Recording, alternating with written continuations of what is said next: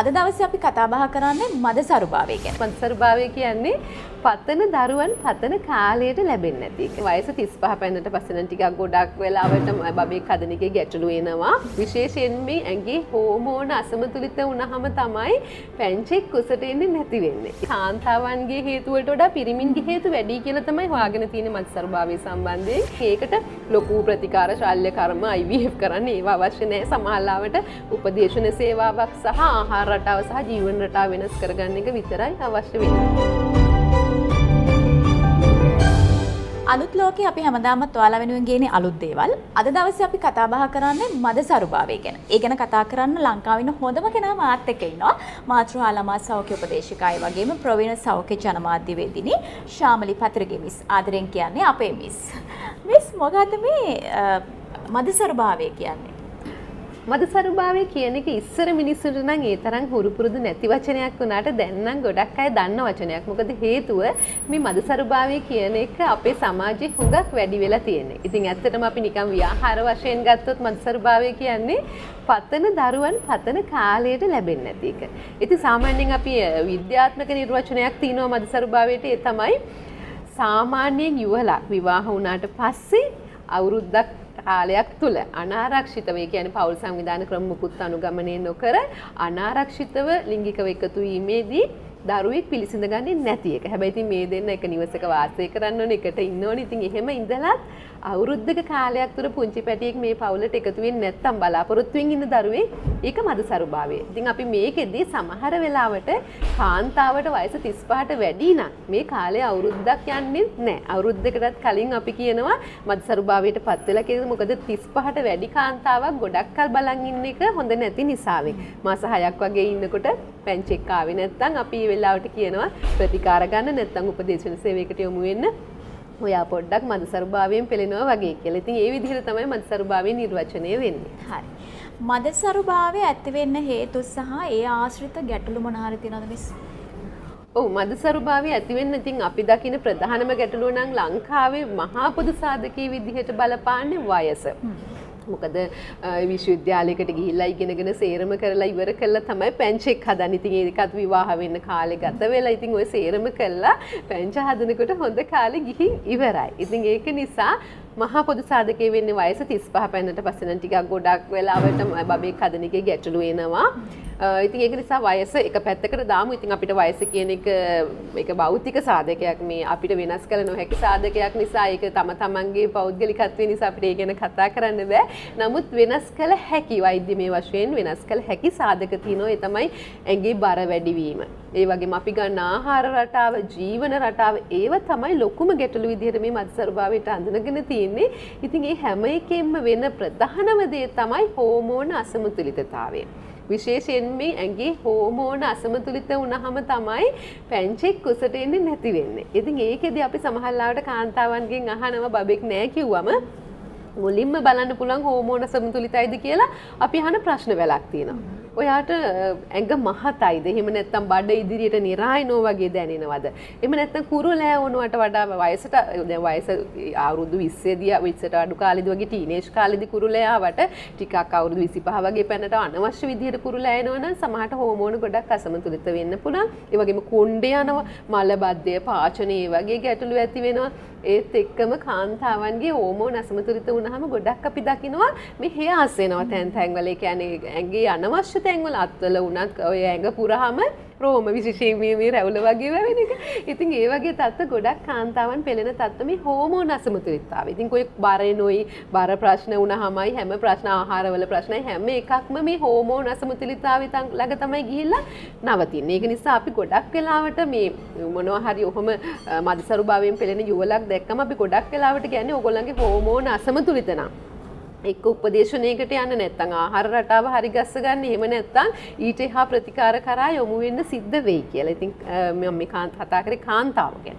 ඉතින් පිරිමින්ගෙත් හෝමෝන අසමතුලිතතාවයක් ඇති වුණාම ඒගොල්ලන්ගේ දකින්න ලැබෙනවා ගොඩක් වෙලාවට ඒකට ලිංගික ආශාවන් හීනයි. ඒ වගේම දැන් පිරිමියෙක් කිව්වම අපි හිතන්නේ හරි ශක්තිමත් කෙනෙක් නේ. ඉතින් ඇඟේ ශක්තිය හරි දුර්වලයි. ගොඩක් හෝමෝන අසමතුලිත වෙනකොට ඔයගොල්ලෝ තේරුම් ගන්න ලිංගික ආශාව අඩු වෙනවනම් ඊළඟට ඇඟේ ශක්තිය අඩුයි නම් ඊට පස්සේ අපි චෙක් කරාම දැන් අපි ශුක්‍රාණු පරීක්ෂාවක් සිදු කරාම ශුක්‍රාණු වොලියුම් එක කියලා අපි කියන්නේ තීන ප්‍රමාණය එළියට එන ප්‍රමාණික වරකට අඩුයි. ගොඩක් වෙලාවට අපි කියන්නේ ඒකේ රේන්ජ් එක නම් 1.5යි 5ක් අතර මිලිලීටර් තියෙන ලෝකේ ඕනම මිනිස්සෙක් ගත්තම. ඉතින් සාමාන්‍යයෙන් 0.5කටත් වඩා සමහරවිට මිලිලීටර් 0.5කටත් වඩා අඩුයි නම් වොලියුම් එක ගොඩක් පොඩි නම් ගොඩක් වෙලාවට හෝමෝන බැලන්ස් නැති එක. ඊළඟට අනිත් එක තමයි මේ ශුක්‍රාණු වල චලන හැකියාව. කියන්නේ ඒගොල්ලෝ පිහිනලා යන්න එපා. ඉතින් චලන හැකියාව හොඳට තියෙන ශුක්‍රාණු තමයි බබෙක් හදන්න පුළුවන් ශුක්‍රාණු. ඉතින් ඒ වගේ ශුක්‍රාණු ප්‍රමාණය අඩු වෙනවා. අපි ඔක චෙක් කරන්න ඕනේ බලන්න. ඊළඟට අනිත් එක තමයි අර වොලියුම් එකේ තියෙන ශුක්‍රාණු ප්‍රමාණයක් තියෙනවනේ. කවුන්ට් එක කියලා අපි කියන්නේ. එතකොට ඒ කවුන්ට් එකත් සාමාන්‍යයෙන් අපි නෝමල් කවුන්ට් එක යන්නේ මිලියන 15ක් තියෙනවා මිලිමීටර් එකක ප්‍රමාණයෙන්. තරල මිලිමීටර් එකක් ගත්තාම පටලයක් වගේ දාලා අපි බලන්නේ ඒකේ මිලියන 15ක් තියෙන ඕනේ හොඳ ශුක්‍රාණු. ඉතින් ඒ ශුක්‍රාණු මිලියන 15ක් ගොඩක් වෙලාවට නැහැ. ඉතින් ඔය වගේ හේතු ඇති වුණාම ඔය වගේ ලක්ෂණ ආවම ගොඩක් වෙලාවට මේවා එන්නේ හෝමෝන අසමතුලිත වීම.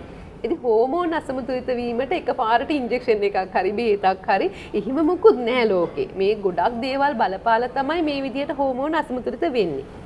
එතකොට අපි කියන්නේ ආහාර රටාව හරි ගස්ස ගන්න. ගොඩක් වෙලාවට වතුර බොන්න. ඒ වගේම ජීවන රටාව. එදිනෙදා ජීවන රටාවේ අපි කන බොන හැසිරෙන හැකේ ඉඳලම මේ හැමදේම බලපානවා මේ හෝමෝන තුලිත කරන්න. ඒවත් අපි කියනවා ඇඟේ සමස්ථිතිය. මේ හැම පද්ධතියක්ම එකතු වෙලා වැඩ කරන්නේ ඇඟේ සමස්ථිතිය හරි විදිහට පවත්වාගෙන යන්න. ඉතින් සමහරලාට වෛද්‍යවරු එක එක ට්‍රීට්මන්ට්ස් කරනවා, ගොඩාක් වියදම් කරනවා. හැබැයි ප්‍රතිඵල නැහැ. මේ අවසානයේදී බලනකොට මේ තියෙන්නේ පොඩි ප්‍රශ්නයක් ඇඟේ සමස්ථිතිය. කියන්නේ මේ ඇඟේ සාමාන්‍ය ස්වභාවය පොඩ්ඩක් අවුට් ගිහිල්ලා තියෙන. ඉතින් ඒකට ලොකු ප්‍රතිකාර ශල්‍ය කර්ම IVF කරන්න ඒව අවශ්‍ය නැහැ. සමහරලාට උපදේශන සේවාවක් සහ ආහාර රටාව සහ ජීවන රටාව වෙනස් කරගන්න එක විතරයි අවශ්‍ය වෙන්නේ. මිස් දැන් ආහාර හා ජීවන රටාව ගැන කතා කරනකොට ලෝකයේ මේ වෙනට බහුලව භාවිතා වන හොඳම ටී එකක් තියෙනවා. මිස් සප්ලිමන්ට් එකක්. මිස් මේ ගැන අපි කතා කරමුද? ඔව් මේක ඇත්තටම තේ වර්ගයක්. ඉතින් අපි එදිනෙදා සාමාන්‍ය කොහොමත් තේ එකක් බොනවනේ. අපේ ලංකාවේ මිනිස්සු ඉතින් උදේට හවසට සමහරවිට කම්මැලි හිතුනහම තේ එකක් බොනවා. ඉතින් අපි දැන් මදසරුභාවයට ප්‍රතිකාර කරද්දී අපි ගොඩක් වෙලාවට උපදේශන සේවාවන් වලදී කියනවා සමහර කාන්තාවෝ දන්නේ නැහැ. එකට එකතු වෙන්න ඕනේ මෙච්චර කාලයක් සැමියා ඉන්න වෙන පළාතක, වයිෆ් ඉන්න වෙන පළාතක. ඉතින් එහෙම උපදේශන සේවාවන් වලදී අපි එක කොටසක් කරනවා. අනිත් කොටස තමයි මේ ආහාර සහ ජීවන රටාව කියන එක. ඒකෙදි අපි ගොඩක් වෙලාවට බෙහෙත් දෙනවට වඩා කරන්නේ මේ ආහාර වලින් සහ එදිනෙදා ජීවිතේ වෙනස්කම් වලින් තමයි කරගෙන යන්නේ මේ ප්‍රතිකාරය. මොකද අපි අලුතෙන් දෙයක් කිව්වොත් මෙන්න මේ දේවල් ගන්න මෙන්න මේවා ගන්න කියලා මිනිස්සුන්ට ඇත්තටම එදිනෙදා එහෙම ගන්න අමාරුයි. බෙහෙත් පෙත්තක් බොනවා වගේ නෙමෙයි. ඒක නිසා ඇත්තටම තේ එකක් වගේ දෙයක් ඉතින් මේ මත්සරුභාවයට උපකාර වෙනවා කියන්නේ මේ වගේ ප්‍රොඩක්ට් එකක් ඇත්තටම ලේසියි. මොකද ලංකාවේ මිනිස්සු හැමතිස්සෙම තේ බොනවනේ. උදේට බොනවා, දවල්ට බොනවා, ආයි කම්මැලි හිතුනම ආයි තේ එකක් බොනවා. ඉතින් ඒ වගේ වෙලාවට සාමාන්‍ය බොන තේ එක මේ වගේ ප්‍රොඩක්ට් එකක් ගන්න එක හොඳයි. මම හිතන්නේ ඒක නිසා තමයි ලෝකේ ගොඩක් මිනිස්සු ඒ වගේ දෙයකට යොමු වෙන්නේ. ඉතින් මම හිතන්නේ මේකේ ඉන්ග්‍රීඩියන්ට්ස් උත් මම කීපයක් බැලුවා. රතු බෙරි සහ තව බෙරි වර්ගයක් තියෙනවා. ගොඩක් ඉෆෙක්ටිව් මත්සරුභාවයට. ඒ වගේම හුලං කීරිය. අපි ඉස්සර ඉඳලම කියනවනේ මත්සරුභාවයේ තියෙන ඉන්නවනම් හුලං කීරිය ටිකක් කන්න. ඒ වගේම ඔමේගා 3 ගොඩක් සරු ආහාරයක් බබලටත් දෙනවා අපි හුලං කීරිය. ඉතින් ඒ වගේම ලේඩීස් මෙන්ටල් කියලා තියෙනවා. ඒක ලංකාවේ නම් නෑ මම හිතන්නේ. පිට රටවල තියෙන ගොඩක් අර මෙන්ටලි රිලැක්සේෂන් එකක් ඇති කරන. ඉතින් මේකේ තියෙන ඉන්ග්‍රීඩියන්ට්ස් මම බැලුවම ගොඩක් වෙලාවට අපිත් හැමතිස්සෙම කියන කන්න කියන ආහාරවල ඉන්ග්‍රීඩියන්ට්ස් ගොඩක් තියෙනවා. හොඳ ඉන්ග්‍රීඩියන්ට්ස්. ඒක නිසා අනික කාබනිකයි. ග්ලූටන් ෆ්‍රී, කැෆේන් ෆ්‍රී. ඉතින් ඒක නිසා අර කිසිම රසකාරකයක් ඒ වගේම කල් තබා ගැනීමේ කාරක මොකුත් නැති නිසා ඇඟට කිසිම අගුණයක් නැහැ කියන තැනට එන්න පුළුවන්. ඊට පස්සේ එන්න පුළුවන් අපි දැන් ඔය මදසරුභාවයට සාමාන්‍යයෙන් ආයුර්වේදයේ උනත් කියන ඉන්ග්‍රීඩියන්ට්ස් ගොඩක් දේවල් තියෙනවා. ඒ හුලං කීරිය වගේ දේවල් කාබනික වශයෙන් තමයි මේකට අන්තර්ගත කරලා තියෙන. ඒක වගේම බෙරි වර්ග කාබනික ඒවා. ඔව් වදමල් වගේ ඒවා. ඉතින් ඒක නිසා ඒවා ගොඩක් ඉෆෙක්ටිව්. ඔය මදසරුභාවයේ සහ ඇඟේ අර සමස්ථිතිය පවත්වා ගන්න. ඒ වගේම ඇඟේ සියලුම පද්ධතීන් වල සාමාන්‍ය ක්‍රියාකාරීත්වයට සහ අර ඇන්ටිඔක්සිඩන්ට්ස් ඇඟ ක්ලීන් කරනවා කියලා අපි කියන්නේ. හොඳට ෆුල් ක්ලීන් අප් එකක් ඇඟට දෙන්න පුළුවන්. ඉතින් ඒක නිසාවෙන් තේ එකක් පාවිච්චි කරන එක මේ වගේ ශාකසාර වලින් හදපු ඒ සඳහාම වන තේ එකක් මදසරුභාවයෙන් පෙළෙන කෙනෙක් පාවිච්චි කරන එක සාමාන්‍ය දිනදා බොන තේකට වඩා මම හිතන්නේ සෑහෙන ගුණයක් වටිනවා. ඉතින් ඒක නිසාවෙන් මම හිතනවා මේ වගේ ප්‍රොඩක්ට් එකක් ගොඩක් ප්‍රයෝජනවත් වෙයි මදසරුභාවයෙන් පෙළෙන කෙනෙකුට. ඒ වගේම තමයි කාන්තා වගේම පුරුෂයන්ටත් මේ ටී වර්ග දෙකක් තියෙනවා, රසවල් දෙකක් තියෙනවා. මිස් මේ පුරුෂ පක්ෂය සඳහා තියෙන ටී එක ගැන අපි කතා කරමු. ඔව් මට තුට්ටි කෑල්ලක් අමතකුණා ඔය පිරිමි ගැන කියන්න. මොකද මේ මදසරුභාවයේ ගොඩක් වෙලාවට අපි දැන් හොයාගෙන ගියාම ලෝකේ කාන්තාවන්ගේ හේතු වලට වඩා පිරිමින්ගේ හේතු වැඩි කියලා තමයි හොයාගෙන තියෙන්නේ මදසරුභාවයේ සම්බන්ධයෙන්. ඒක නිසා අපි වැඩියක්ම මදසරුභාවයෙන් පෙළෙන යුවලක් අපි ළඟට ආවම වැඩිපුර දැන් අපේ අවධානය යොමු වෙනවා පිරිමියා කෙරේ. ඉතින් ඒක නිසා දැන් මේ වගේ ප්‍රොඩක්ට් එකක් පිරිමි කෙනෙකුට උනත් ඉතින් එදිනෙදා තේ බොද්දි ඔෆිස් එකට ගෙනිහිල්ලා පාවිච්චි කරද්දී ඒ වගේ භාවිතා කරන්න පුළුවන්. අනික පිරිමි එකේ මේ මම හිතන්නේ මේ නිල් පාට එක නේද? ඒ නිල් පාට එකේ මම බැලුවා ඒකෙත් අර අපි යපු ග්ලූටන් ෆ්‍රී, කැෆේන් ෆ්‍රී ඒ සේරම තියෙනවා සහ ඕගනික් නිෂ්පාදනයක් සහ ඒකේ තියෙනවා ගොඩක්ම ඉන්ග්‍රීඩියන්ට්ස් අපි සාමාන්‍ය භාවිතා කරන උලංකීරිය මේකේ තියෙනවා. ඒ වගේම වදමල්, වැල්මි ඊළඟට පිරිමි අයට අපි කියනවා ඉඟුරු. සාමාන්‍යයෙන් පාවිච්චි කරන කොහොමද කියනවා ඉඟුරු ටිකක් වැඩිපුර. ඒ වගේම අශ්වගන්ධ අපි කාලයක් තිස්සේ භාවිතා කරපු අශ්වගන්ධ ඕගනික් අශ්වගන්ධ විදිහට දැන් අපි සාමාන්‍යයෙන් අර මේ ආයුර්වේද බෙහෙත් ශාලාවකට ගිහලා ගද්දි අපි දන්නේ මේක සින්තටික්ද කොහොම හදන එකක්ද කියලා. ඉතින් මේකේ ඇත්තටම මේගොල්ලෝ ප්‍රමිතිගතව සහතික කරලා තිනවා ඕගනික් අශ්වගන්ධ තියෙනවා කියන එක. ඉතින් අශ්වගන්ධ කියලා කිව්වම අපි දන්නවා කවුරුත් පුරුෂ ශක්තිය වැඩි කරන ඉන්ග්‍රීඩියන්ට් එකක්. ඉතින් ඒක නිසා ඒ වගේ දෙයක් සාමාන්‍ය තේක වෙනුවට භාවිතා කරනවා නම් අර එදිනෙදා ජීවන රටාවත් එක්ක සැලි වෙලා යනවා. මොකද විශේෂයෙන් වෙනම බෙහෙතක් ගන්න හෝ ඒ බෙහෙතේ මොනවද තියෙන්නේ කියලා එහෙම හොයන්න ඕනේ නැහැ. දැන් මේක කාබනික ද්‍රව්‍යයක් සහ ඇඟට අගුණ නැහැ. ඉතින් ඒක නිසා ජීවන රටාවත් එක්ක මේක යන්න පුළුවන් ඉන්ග්‍රීඩියන්ට් එකක්.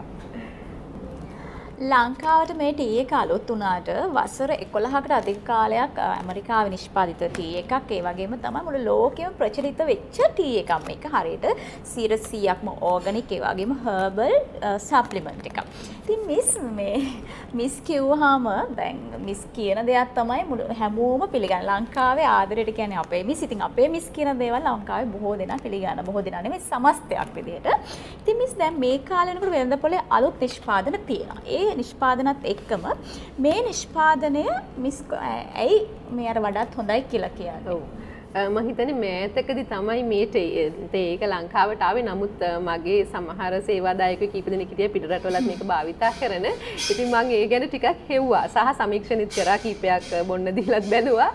ඉතින් ඇත්තටම මම කියන්නේ මේක මදසරුභාවයට එකම බෙහෙත කියන එක. නමුත් එකම විසඳුම නෙමෙයි. අපි කියන්නේ උපදේශන සේවාවන් වලට යොමු වෙන්න ඔය හැම දෙයක්ම කරන අතරතුරේ ඔයගොල්ලන්ගේ ජීවන රටාවත් එක්ක අර සාමාන්‍ය විදිහට බෙහෙතක් වෙනම ගන්නෙ නැතුව ජීවන රටාවත් එක්ක සමගාමීව හැමදාම තේ බොනවනේ. ඉතින් ඒ වෙනුවට ඔබට පුළුවන් මේ වගේ ශාකසාර දැන් ඔබේ ප්‍රශ්නෙට පිළිතුරක් කොහෙන් හරි අරන් දෙන දෙයක් පාවිච්චි කරන්න. ඒක තමයි මම මේක රෙකමන්ඩ් කරන්න හිතුවේ. මොකද මේකේ එකම දේ අර ඇඟට අගුණයක් නැහැ. අංක එක කිසිම අගුණයක් නැහැ.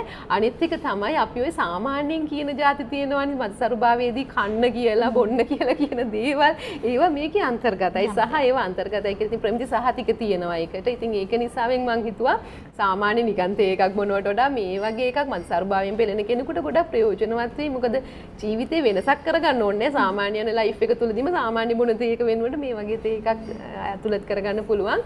අනිත් එක ප්‍රොඩක්ට් එක ගැන විශ්වාසයක් ලැබිය හැකි. මම ඒක පරීක්ෂණයක් කරා සමීක්ෂණයක්. ඉතින් ඒක නිසා සහ රිවිව්ස් මම බැලුවා ගොඩක් පිට රටවල ලංකාවේ අයගේ රිවිව්ස් බැලුවා. ඉතින් ඒ වගේ බැලුවාම ඇත්තටම මේ ප්‍රොඩක්ට් එක ප්‍රතිඵලදායී ප්‍රොඩක්ට් එකක් විදිහට අවුරුදු මම හිතන්නේ 11 12ක් භාවිතා වෙන දෙයක්. මොකද අලුතෙන් වෙන ප්‍රොඩක්ට් එකකට වඩා ලෝකේ ඕනම දෙයක් මම පොඩ්ඩෙකුට සබන් කැටයක් ගැහුවත් මම කියන්නේ කාලයක් පාවිච්චි කරපු දෙයක් ගන්න. ඉතින් ඒ විදිහට තමයි අපි සාමාන්‍ය ප්‍රොඩක්ට් එකක් අපි නිකම්ම මම නම් කවදාවත් පොඩ්ඩෙකුට හෝ අම්ම කෙනෙකුට නරක දෙයක් ඇඟට පොඩ්ඩක් හරි නරක නම් මම ඒකට මැදිහත් වෙන්නේ නැහැ. ඉතින් මෙන්න මේ හේතු කීපයක් නිසා තමයි මම ඒක ඉන්ට්‍රොඩියුස් කරන්න හිතුවේ. ඉතින් මේක භාවිතා කළාම බලන්න ඔබට හොඳයි නම් ඔබ දිගටම භාවිතා කරන්න. මේ ටීවී එක ලංකාවට අලුත් එකක් වුණත් වසර 12කට අධික කාලයක් මිස් ඇමරිකාවේ නිෂ්පාදිත නිෂ්පාදනයක් ඒ වගේම ලෝක ප්‍රකට නිෂ්පාදනයක් හැමෝම මේක ප්‍රයෝජනයට ගන්නවා. ඒ වගේම තමයි 100%ක්ම ඕගනික් වගේම නිෂ්පාදනයක් නිසා මේ තත්ත්ව සහතික දෙකක් ලැබිලා තියෙනවා ඇමරිකාවේ. එසේ මෙසේ තත්ත්ව සහතික නෙමෙයි ඇමරිකාවෙන් ලැබෙන ආහාර සම්බන්ධව ලැබෙනකොට USDA වගේම FDA කියන සහතික දෙකම අපිට මේ ටී එකට ලැබිලා තියෙනවා. ඒ නිසා අපි එක වගකීමෙන්ම කියනවා. ඒ වගේම තමයි මිස් මේ මදසරුභාවයට ආහාර වගේ විතරක්ම නෙමෙයි. තවත් විසඳුම් තියෙන්න ඇති නේද? මොනවාද මේ විසඳුම්? ඔව් මදසරුභාවයට අංක 1 මම අර කිව්වනේ මහා පොදු සාධකයේ වයස කියලා.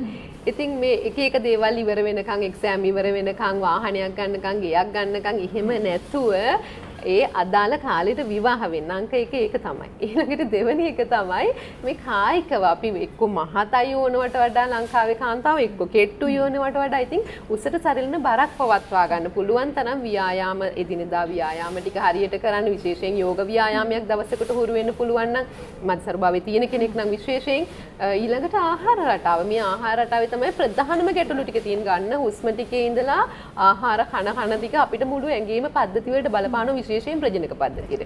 වැඩිපුරම ඔය ප්‍රසර්වේටිව්ස් දාපු කෑම ඒ කියන්නේ ඔය කසකාරක හල්තබා ගැනීමේ කාරක දාලා ඔය කාබනික නොවන කියන හැම එකක්ම ජාන වෙනස් කළ ආහාර රසායනික ද්‍රව්‍ය දාපු ආහාර හැම එකක්ම වැඩිපුරම බලපාන්නේ මේ ප්‍රජනක පද්ධතිය ආශ්‍රිතව. මොකද හෝමෝන සැකැස්මටයි ඒ පද්ධතියේ යම් යම් රසායනික ද්‍රව්‍යයන් කෙරේ බලපානවා. ඉතින් හෝමෝන ටික අවුල් ගියාම අනිවාර්යෙන් අවසානයේදී මත්සරුභාවයටපත් වෙන ඕනම කාන්තාවක් හෝ පිරිමියෙක් වෙන්න පුළුවන්. ඉතින් ඒක නිසා ආහාර රටාව පුළුවන් තරම් හොඳ ආහාර රටාවකට යන්න. කාබනික ආහාර වෙන ගොඩක්ම අවධානය යොමු කරන්න. මොකද දැන් වෙනදපළව සුපිරිවිලන් සැල් වල පවා කාබනික ආහාර කියලා වෙනම කොටසක් තියෙනවා. හැබැයි මේ වෙනම කොටස ගණන් වැඩිම කොටස. හැබැයි අපි දකින විදිහට ලංකාවේ ඉස්සර ඉඳලම අපි කාපු හොඳම කෑම අඩුම ගණන් වල කෑම තමයි අර කාබනික ආහාර වෙලා තියෙන්නේ. මොකද ස්වාභාවිකව අපේ වත්තේ පිටියෙන් ගන්න ආහාර ටික තමයි මේ කාබනික කියලා දෙන්නේ. ඉතින් ඒක නිසා කාබනික ආහාර ගන්න හොඳ ආහාර රටාවකට යොමු වෙන්න පුළුවන් තරම් වතුර බොන්න මම මේ කෙටියෙන් කියන්නේ. ඊළඟට අනිත් එක තමයි තරබාරු නම් ඔබ ගොඩක් සාමාන්‍ය විදිහට ව්‍යායාම කරලා ආහාර පාලනය කරලා ඒක සාමාන්‍ය තත්ත්වයට ගේන්න. ඊළඟට අනිත් එක තමයි නිින්ද. විශේෂයෙන්ම මම ඒක මතක් කරනවා මානසික පීඩනය සහ නිින්ද කියන එක මත්සරුභාවයට ගොඩක් බලපානවා. ඒක නිසා ඔබ මානසික පීඩනයෙන් නිතර ඉන්න ගියොත් ඔය හෝමෝන ටික නම් කොහොමදවත් හදාගන්න බෑ. ඒක නිසා ඔබට ස්ට්‍රෙස් එකක් දැනෙනවා නම් විශේෂයෙන් ස්ට්‍රෙස් එක තේරුම් ගන්න පුළුවන්. ඔබට මේක පාට මේ බෙල්ල පේශි තද වෙනවා නම් අත කැක්කුමයි නම් මම කියන්නේ හැමතිස්සෙම බෙල්ලේ පේශි තද වෙලා නම් අත කැක්කුමයි නම් ඔළුව රිදෙනවා නම් කෙලින්ම ස්ට්‍රෙස්. මොකද මේ මත්සරුභාවයට ප්‍රතිකාර ගන්න ගොඩක් අය අහනකොට අහපු ගමන් දෙන උත්තරේ ඒක තමයි. මොකද ස්ට්‍රෙස් එක. ඒක නිසා පුළුවන් තරම් ඒ ස්ට්‍රෙස් එක රිලීස් කරන ක්‍රම ඔබට ආදාන ආගමක් වෙන්න පුළුවන්. නැත්නම් මේ කෝපි එකත් ඒක බොන්න එළියට යන්න පුළුවන්. ඒ වගේ දැන් නම් මේ අමාරු නිසා එළියට යන ගෙදර ඉඳන් පුංචි වෙලාවක් ගන්න ඔබව රිලැක්ස් කරන්න. මොකක් හරි කන බොන දෙයක් හරි කමක් නැහැ. ඕනම දෙයක් රිලැක්ස් කරන දෙයක් ඔබනේ දන්නේ ඔබව රිලැක්ස් කරන්නේ කොහොමද? හොඳ මියුසික් එකක් වෙන්න පුළුවන්. ඒ වගේ පුළුවන් තරම් ඒ වෙලාවට හරි හැමතිස්සෙම රිලැක්සේෂන් එකකට යන මානසික අසහනයෙන් තොරව ජීවත් වෙන්න. ඊළඟට හොඳ නිින්දක් ලබා ගන්න. හොඳ නිින්දක් ලබා ගන්න එක හරි වැදගත් මේ මත්සරුභාවයෙන් පෙළෙන කෙනෙක් නම් ඔබ. ඒක නිසා ඔය ටික ගැන ගොඩක් මතක තියාගන්න. ඔය ටික තමයි ඔබේ හෝමෝන බැලන්ස් එක මේ අප්සෙට් කරලා ඔබව මත්සරුභාවයට පත් කරන්නේ. ඒක නිසා මේ කාරණා ටික පොඩ්ඩක් හිතනවා නම් ඔය ලොකු ප්‍රතිකාර වලට යන්න කලින් ඔබට පුංචි පැටියෙක් ගෙදරට ගේන්න chance එක හදාගන්න පුළුවන්. මානසික සුවයට හොඳ නිින්දක් වගේම හොඳම තේකක් හොඳම නිෂ්පාදනය ඉතින් ඔයගොල්ලන් අතට ඇවිල්ලා දැන් තියෙනවා. ඉතින් මේ නිෂ්පාදනය වෙළඳ පොලේ තියෙනකොට ඔයගොල්ලන්ට ඔරිජිනල්ම නිෂ්පාදනය හඳුනා ගන්න පුළුවන්. මෙහි නිර්මාතෘවරියගේ ඡායාරූපය මේ පැකට් එකේ පිටිපස්සේ තියෙනවා. සාමා බෙන්සාලම් මේ නිර්මාතෘවරිය. ඇයගේ ඡායාරූපයේ සඳහන් ඔරිජිනල්ම මේ ප්‍රොඩක්ට් එක ගන්න අමතක කරන්න එපා. ඉතින් හොඳ විවේකී සොයෙන් ඉන්න ගමන් මෙන්න මේ ටී එකත් පාවිච්චි කරලා එන්න. අද මදසරුභාවය කියන්නේ මොකක්ද? ඒකට හේතු සහ විසඳුම් අපි ගොඩක් කතා බහ කරා. ඉතින් ඒ වෙනුවෙන් අපේ මිස්ටර් ශාමලි පතරගේ මිස්ටර් බෙහෙම ස්තුතිවන්ත වෙනවා. ඒ වගේම තමයි වාසනාවන්ත දරුපතක් බලාපොරොත්තු වෙන සිටින ඔබට වාසනාවන්ත දරුපතක් ලැබේවා කියලා ප්‍රාර්ථනා කරනවා. මේ සියලුම දේවල් ඔබට වැදගත් වේවි කියලා හිතෙනවා. මේ වගේ අලුත් දේවල් බලන්න අලුත් ලෝකයක් එක්ක එකතු වෙන්න. තාමත් ඔයා අපිව subscribe කරලා නැත්නම් දැන්ම subscribe කරන්න. ඒ වගේම තමයි අපේ bell icon එක click කරන්න. ඔයාට එසනින් ඔයාගේ ළඟටම අලුත් වීඩියෝස් එනවා අපේ.